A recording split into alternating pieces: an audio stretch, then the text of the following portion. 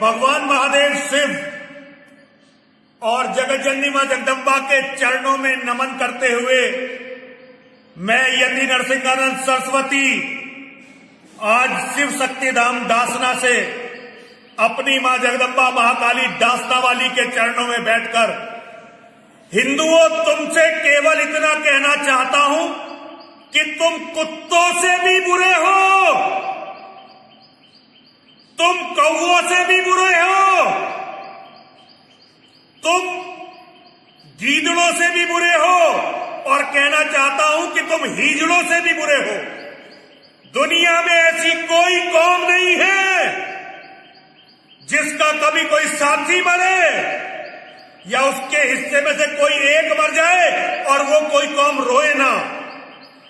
दिल्ली में इतना बड़ा हिंदुओं का नरसंहार हुआ, लेकिन आज जिसे भी देखो कोई हिंदू इसकी चर्चा नहीं कर रहा। जगह जगह होली मिलन के कार्यक्रम चल रहे हैं, जगह जगह रंगारंग कार्यक्रम चल रहे हैं, लोग अपने जीवन में मस्त हैं। जो मर गया वो मर गया।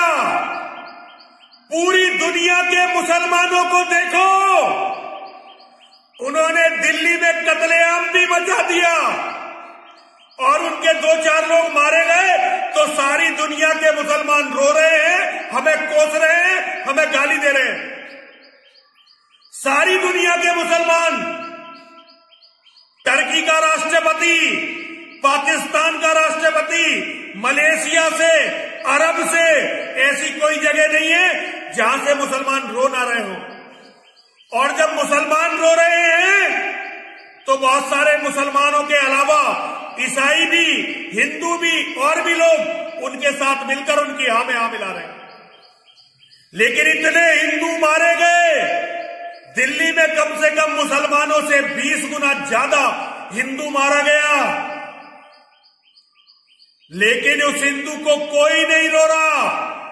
क्योंकि जब हिंदू ही हिंदू को नहीं रो रहे तो कोई और क्यों रोएगा।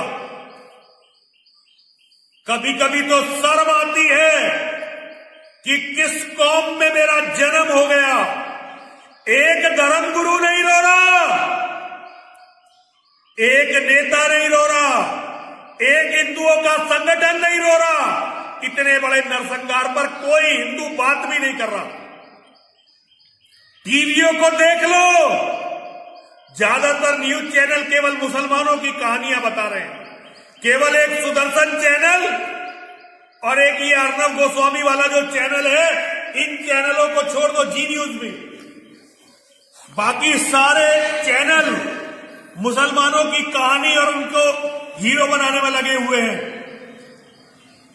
जहां तक भी मेरी आवाज जाए, हिंदुओं में तुमसे कहना चाहता हूं, 7 मार्च को शनिवार का दिन है।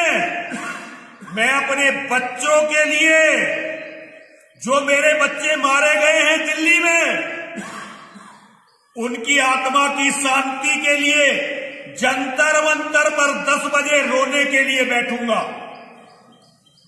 कोई भाषण देने के लिए नहीं, कोई नेतागिरी के लिए नहीं, केवल उपवास रखने के लिए बैठूंगा। जहां तक भी मेरी आवाज पहुंचे हिंदुओं, मैं तुमसे कहना चाहता हूं, जंतर मंतर पर मेरे साथ बैठने के लिए आना।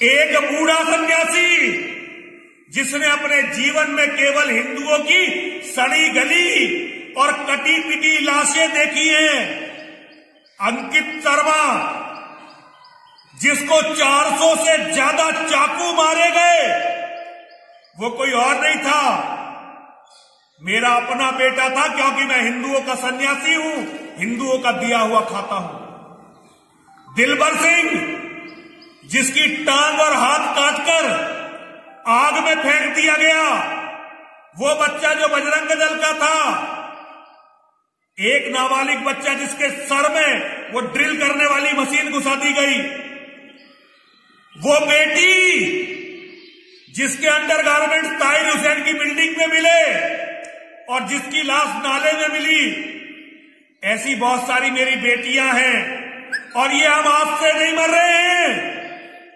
हम 1000 साल से ज्यादा हो गया हमें मरते हुए, लेकिन जब से नेताओं को धर्मनिरपेक्षता की बीमारी लगी है, तब से तो हम लगातार कुत्ते और बिल्ली की तरह मर रहे हैं।